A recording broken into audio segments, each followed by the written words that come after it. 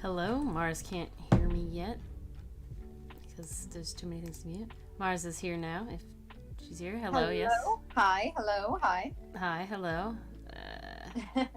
Okay, here we are. Hello, welcome. Oop, give it there. Testing. It is. No technical glitches, I hope, right?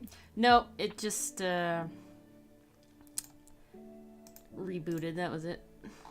Oh, okay. I am fixing that. No, the overlay cache thing. Oh, interesting. Yeah. That's first. No, it's something I was doing. Hello, Tathis, PCM, Extreme Book Guy, Johnum. Hello, yes, everybody. The claim land worked, so we're good there. Oh, nice, awesome.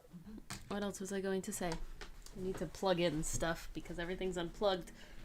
And then my phone is going to die, and we don't want to go to bed with a dead phone. Oh, absolutely not. You can't have a dead phone when you go to bed. You got to stay awake. Kitty, off the laptop. No.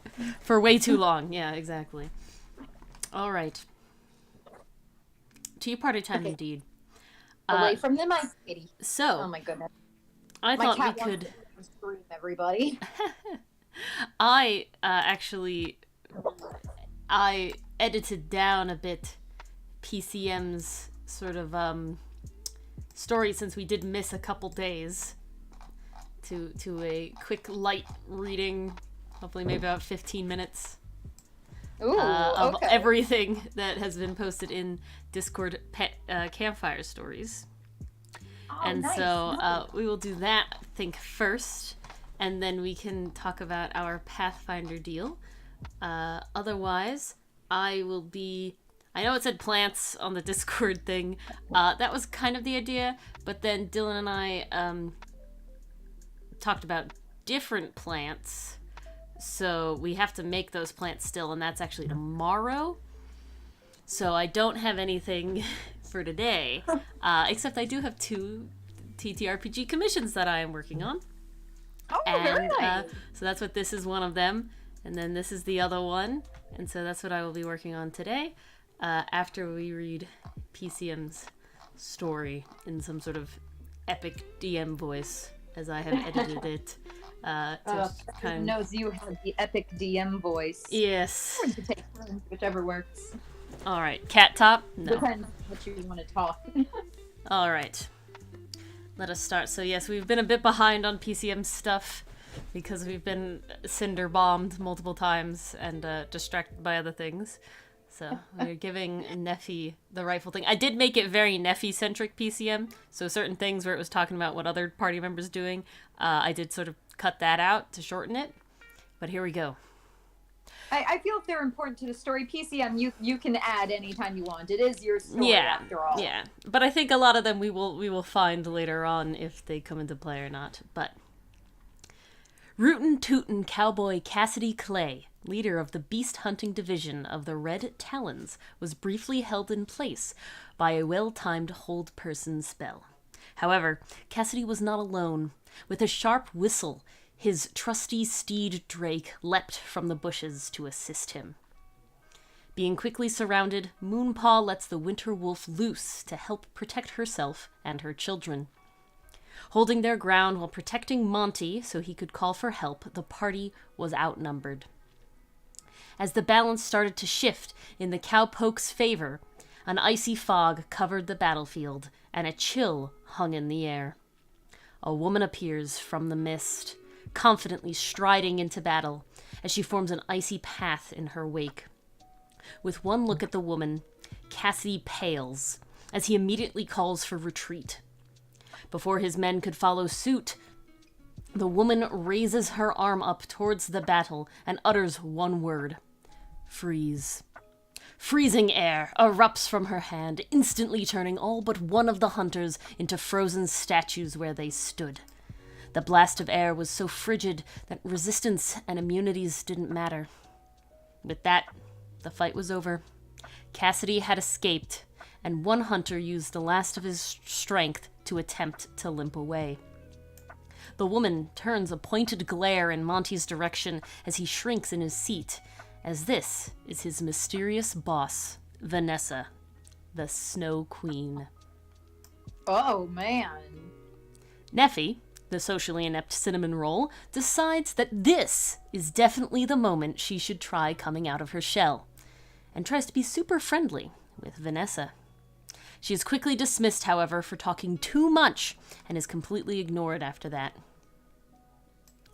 The party makes their way back to the city with the wolves in tow, and get the rest they all needed. The next day, the party splits up to handle their own business in the city.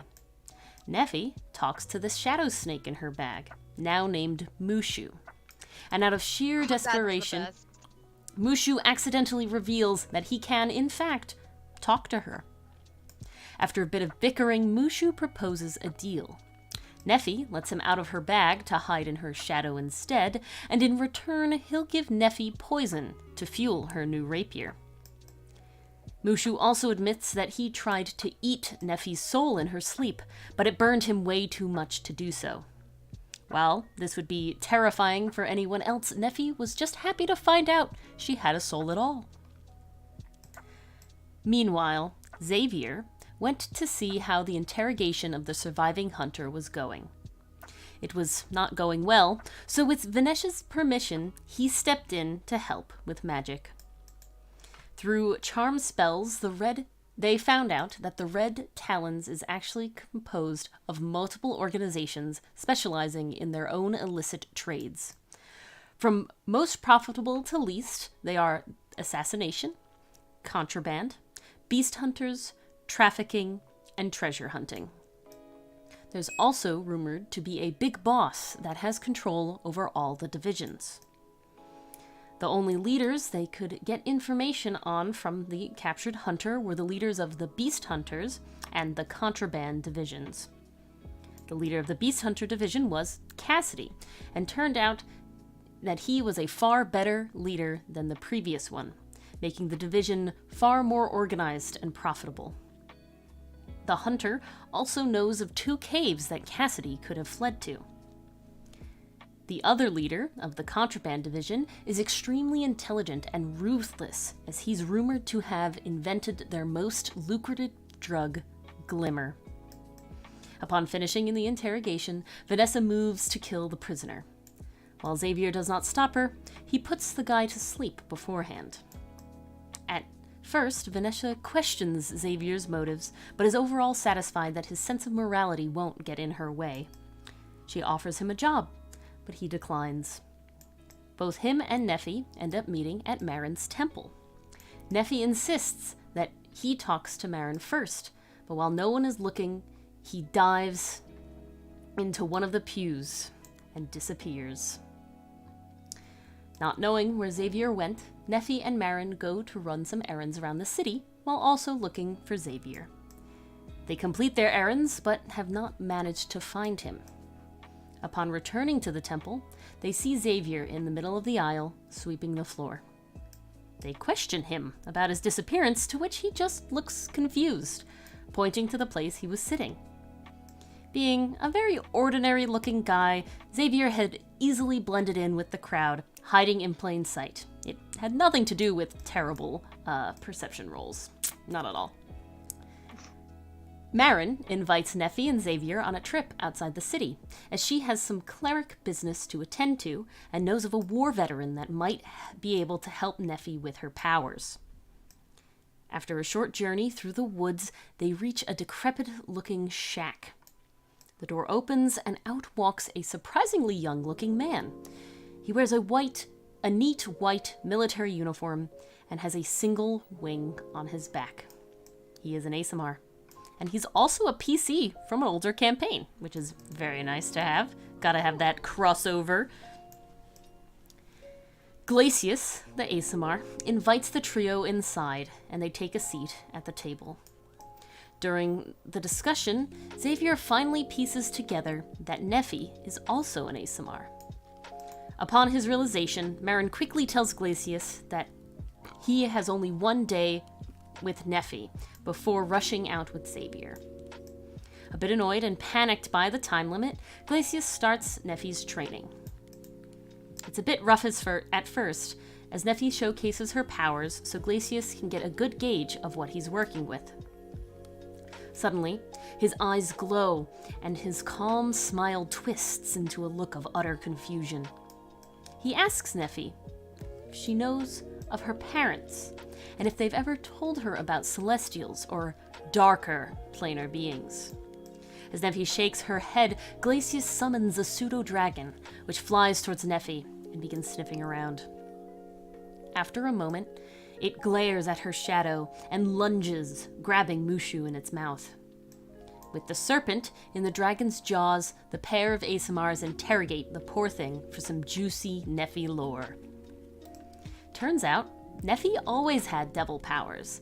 They were just awakened by the succubus. And it was not the succubus who sent Mushu to spy on Neffy, but instead her boss, some kind of devil commander.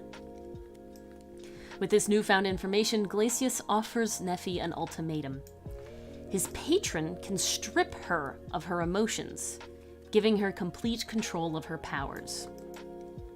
Though Neffy ultimately decides to decline this offer, she regrets not taking the deal. Then, Eve, that suspected the dragon's home, it has a collapsed entrance, and they clear it. Ori, hold on for a sec. Oh, okay.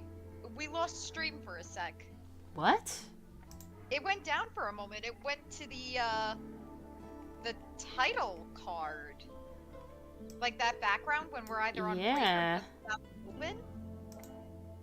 Yeah, it says my bitrate is bad. What the hell? Why? I fixed this! I'm checking YouTube too, but I don't see anything happening over there. Literally just died. Grand. Alright. Yeah, we're gonna have a little problem for a moment. Yeah, no. It's me.